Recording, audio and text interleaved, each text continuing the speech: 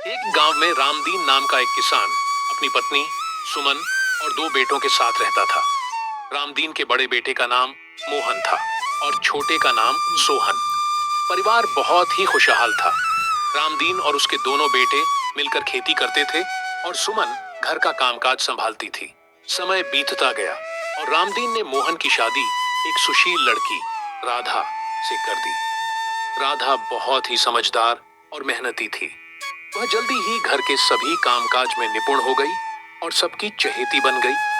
राधा का स्वभाव बहुत ही मिलनसार था, जिससे पूरे गांव में उसकी चर्चा होती रहती थी। लेकिन एक दिन कुछ अजीब हुआ। सुमन ने देखा कि राधा मिट्टी खा रही थी।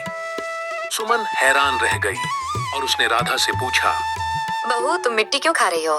राधा ने सिर झुकाकर कहा, माँ जी, मुझे नहीं पता क्यों, लेकिन मुझे मिट्टी खाने की आदत है। मन बहुत चिंतित हुई और उसने यह बात रामदीन को बताई। रामदीन ने सोचा कि यह कोई गंभीर समस्या हो सकती है, इसलिए उन्होंने गांव के वैद्य जी को बुलाया। वैद्य जी ने राधा की जांच की और कहा, राधा को कुपोषण हो सकता है। उसकी शरीर को सही पोषण नहीं मिल रहा है, जिससे उसे मिट्टी खाने की आदत पड़ गई है।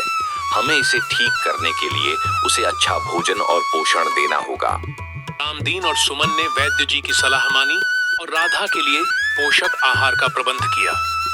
धीरे धीरे राधा की सेहत में सुधार होने लगा और उसकी मिट्टी खाने की आदत भी खत्म हो गई। राधा अब पहले से भी ज्यादा खुश और स्वस्थ रहने लगी।